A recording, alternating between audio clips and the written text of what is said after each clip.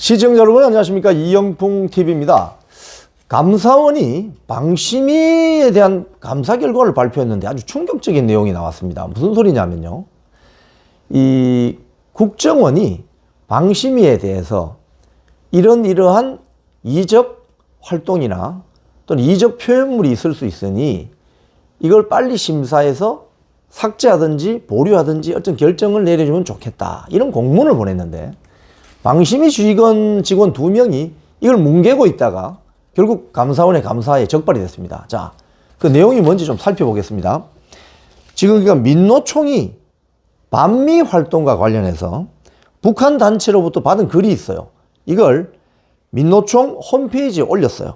그래서 국가정보원이 이 글을 삭제하라고 방송통신심의위원회에 요청했어요. 그런데 방심위 직원들이 국정원이 보내온 증거 자료들을 심의에 올리지 않아가지고 심의위원들이 몰랐다는 거예요.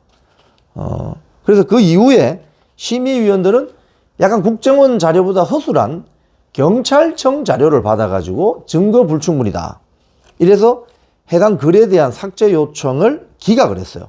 그래서 그 글은 민노총 홈페이지에 결과적으로 1년 넘게 게시가 돼 있었던 거죠.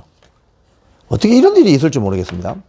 자, 이 글이 어떤 내용이냐면요, 민노총 홈페이지에 있던 게시되어 있던 글이 캡처가 되어 있습니다. 이 언론 보도를 보면은, 여기 보면 제가 꼼꼼히 읽어보니까 이런 거예요. 1번, 한미연합군사훈련 반대.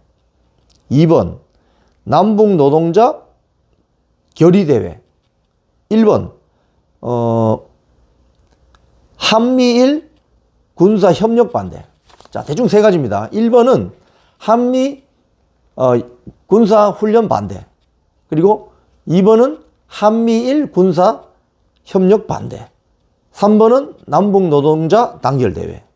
이러면서 이 글이 보면은 통일선봉대원들에게 뜨거운 격려를 보낸다고 하면서 한반도에도 핵전쟁 위험이 갈수록 짙어지고 있다, 이런 주장을 합니다. 그리고 북침을 겨냥한 대규모 합동군사연습이 강행하려 하고 있다.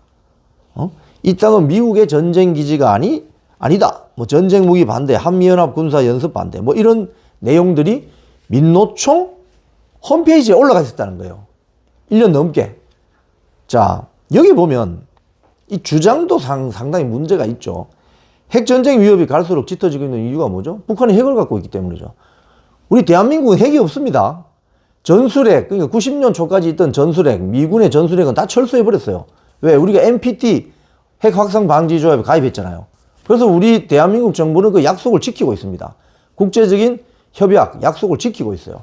그래서 미군의 전술핵이 다 나갔어요, 한반도에서. 근데 거꾸로 북한에서 핵을 만들었잖아요. 핵 보유국이죠, 사실상.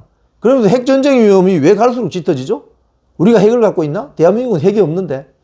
우리는 핵전쟁을 일으킬 의사도 없고 능력도 없는데. 결국 북한이 핵을 갖고 있으니까 그 핵전쟁이 일어나면 그쪽에서 일으키는 거죠. 이거 완전히 공갈치고 위협하는 거 아니겠습니까?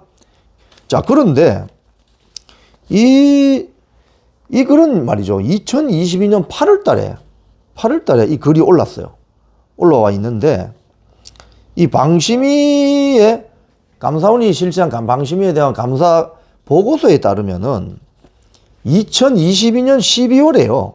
국정원의 방심위에 이런 글들이 있으니 삭제를 심의해달라고 요청하는 공문을 보냈다는 거예요. 2022년 12월 14일. 2022년이면 윤석열 정부 들어서고 나서 아닙니까? 그래서 국정원이 이걸 스크린해서 이걸 삭제해달라고 요청문을 보냈다는 거예요, 방심위에. 그리고 경찰청도 이걸 알고 다음날 삭제 심의 요청 공문을 보냈어요. 자, 그런데 문제는 여기부터 발생합니다. 국정원이 보낸 요청문에는 국정원이 사실은 우리나라 안보를 지키는 방첩기관이잖아요. 그래서 다양한 증거 자료들을 함께 첨부해서 보냈다는 거예요.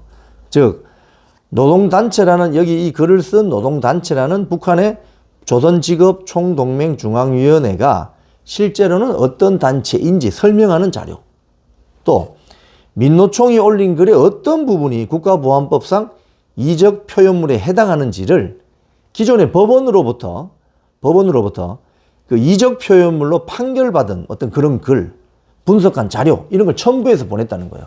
그래서 이걸 심의위원들이 빨리 봤으면은 이거 빨리 삭제하거나 게시 보류가 됐었겠죠. 자, 그런데 이제 경찰청이 보낸 자료도 있잖아요. 그 다음날 보낸. 경찰청이 보내온 자료에는 민노총이 올린 이 글을 복사해서 붙여놓게 해놓고, 뭐, 국가의 존립, 안전, 자유민주, 기본질서에 해악을 끼칠 위험이 있어 삭제가 필요하다고 이렇게 간략하게 되어 있다는 거예요. 자, 그러면 이 방심위 직원들이 정말 업무 처리를 제대로 했다면 국정원에서 온 이 다양한 증거 자료를 붙여가지고 심의위원들에게 심의를 올려야 되잖아요. 그렇지 않았다는 거예요. 그럼 어떻게 했느냐? 이 방심위 직원들은 국정원 자료보다 더 늦게 온 경찰청 자료를 공문을 먼저 접수하고, 공문에 오면 접수를 해야 되잖아요. 공문에 접수하고 접수대장에 번호를 남기잖아요. 그렇게 접수하고 국정원 공문은 나중에 접수했다는 거예요. 그러면 들어온 순서대로 보면 경찰청 공문을 먼저 보게 되겠죠. 그래서 그 경찰청 공문을 근거로 심의를 개시했다는 거예요. 그래서 방심위 그 소위 위원들에게는 경찰청이 보내온 자료만 보여주고 심의를 하게 했다는 거죠. 그래서 국정원 자료는 못 본 거죠, 심의위원들은. 자, 그래서 이 국정원의 심의 요청은 이미 동일 사안이다.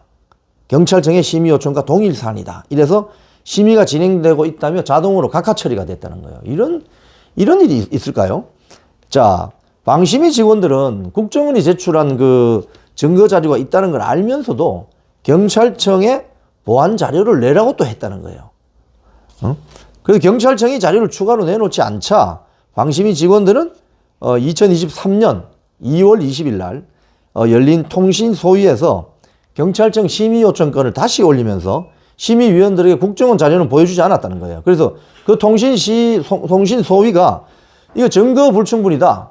증거가 불충분하다 해서 해당 없음 결정을 내려버렸다는 거예요. 그래서 삭제도 못하고 게시 보류도 안 됐다는 거죠. 자, 그런데 이제 이 사건이 어떻게 이제 드러나게 됐냐면요.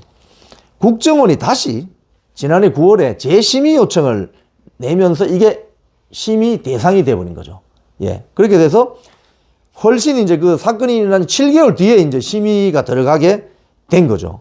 그래서 국정원이 그때 작년 10월쯤에 방심위에 증거 자료가 심의위원들에게 제대로 전달되지 않고 있다는 취지의 의견서를 보냈어요. 그래서 이 방심위 통신소위 심의위원들은 지난해 10월 말이 되었어야 이 민노총에 해당 글을 삭제시킨다는 시정 여부 결정을 했다는 거예요. 그래서 이 민노총의 이 문제의 글이 1년 2개월 동안 게시되어 있는 이런 일이 벌어졌다는 겁니다. 그래서 지금 감사원이 이 통신심의 업무를 부당하게 처리한 방심위 직원 2명을 징계하라고 방심위 감독기관인 방통위원회 방송통신위에 요구했다고 합니다. 여러분, 어떻게 이런 일이 일어날 수 있죠? 근데 여기에 대해서 민노총 언론노조 세력이 방심위 안에도 있습니다. 민노총 세력이 방심위 안에도 있어요. 자, 이번에 징계 대상이 될 것 같은 이 2명도 민노총 세력인지는 아직 확인이 되지 않고 있습니다. 그러나 민노총 언론노조 방심위 지부 김준희 지부장이 이렇게 밝혔대요. 통신소위 심의는 국정원 자료 등과 상관없이 내외부 법률 자문, 특별위원회 자문까지 거쳐서 이루어진 것이다. 위원들이 종합적으로 판단해서 결정했던 것인데 감사원이 이런 사실들을 감사 보고서에 다 빼고 직원들이 자료를 제공하지 않은 잘못으로 몰아갔다. 이런 걸로 봐서 이 2명의 지금 문제가 된 2명의 방심위 직원들은 민노총 소속 조합원일 가능성이 있죠. 이건 좀 더 확인해 봐야 됩니다. 그런데 어떻게 북한 당국이 민노총에 보낸 글이 1년 2개월 동안, 그것도 이적 표현물로 분류될 수 있는 글이 1년 2개월 동안 버젓이 게시되어 있는데도 방심위 소위 심의도 거치지 못하는 이런 일이 어떻게 벌어질 수 있습니까? KBS가 앞에 민노총 출신 사장 시절에 창원 민노총 북한 간첩단 사건을 보도하지 않은 적이 있죠. 기자들이 기사를 아예 쓰질 않았습니다.